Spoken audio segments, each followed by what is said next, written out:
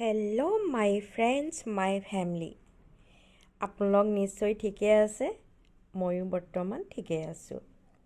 আহকচোন আজি অন্য এটি ৰেচিপিলৈ আপোনালোকক মই স্বাগতম জনাইছোঁ।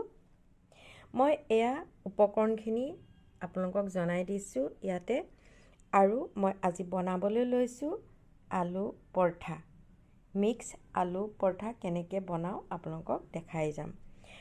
অৱশ্যে সকলোৱে আলু পৰঠা বনায়, কিন্তু মোৰ আলু পৰঠাটো অলপ বেলেগ ধৰণৰ। গতিকে আপোনালোকে ভিডিঅ'টো প্ৰথমৰ পৰা শেষলৈকে চাই যাব।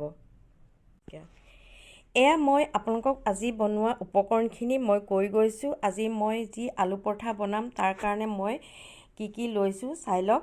এয়া আটা লৈছোঁ, মই ময়দা ইউজ নকৰোঁ। মেথি, জিৰা, জলকীয়া গুড়ি, নিমখ, কেঁচা জলকীয়া, বিলাহী, আলু, পিঁয়াজ, ৰিফাইন আৰু লগতে পানী, এইখিনিয়ে আজি মোৰ উপকৰণত আছে। মই কেনেধৰণে এয়া ইউজ কৰিম এতিয়া আপোনালোকক দেখাই যাম। এয়া মই পানী অলপ ঢালিছোঁ, অলপকৈ ঢালিব লাগিব। তাতে ৰিফাইন ঢালিছোঁ, এয়া ৰিফাইন।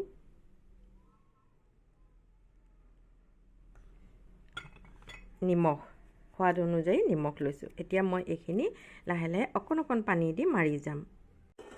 এয়া মই আটাখিনি মাৰি অলপ দেৰিৰ কাৰণে 10 মিনিটমানৰ কাৰণে ইয়াত ঢালি থৈছোঁ। আৰু এতিয়া বাকী বস্তুখিনি মই তৈয়াৰ কৰিম। আৰু আলু মই বইল হ'বলৈ দিছোঁ। মই কেৰাহীত তেল দিছোঁ, ইয়াতে মই জিৰাখিনি দি দিম। এতিয়া জিৰাখিনি অকণমান ফ্ৰাই হ'লে মই তাত আলু, পিঁয়াজ, বিলাহী এইবিলাক সকলোখিনি দি দিম। এতিয়া ইয়াতে মই বইল কৰি থোৱা আলুখিনি, পিঁয়াজ, বিলাহী, জলকীয়া, জিৰা এইখিনি মই ঢালি দিছোঁ। আৰু এইখিনিৰ সৈতে এতিয়া মিক্স কৰি মই আলু পৰঠা বনাম, চাই থাকিব। মই ইয়াতে সোৱাদ অনুযায়ী নিমখ আৰু জলকীয়া গুড়ি অকণমান দি দিছোঁ।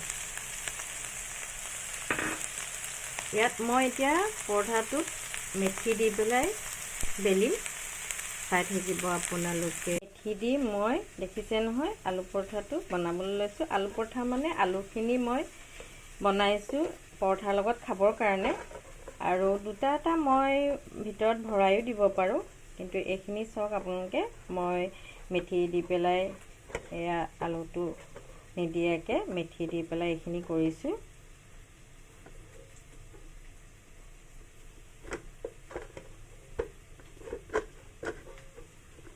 চাই থাকিব। এয়া মেথি দিছোঁ, দেখিছে ন, মেথি দি বেলিছোঁ। আৰু এয়া আলু, বিলাহী, পিঁয়াজ, জলকীয়া যিখিনি মই ফ্ৰাই কৰি লৈছিলোঁ সেইখিনি ইয়াৰ ভিতৰতে দি এতিয়া মই আলু পৰঠাটো বনাবলৈ লৈছোঁ।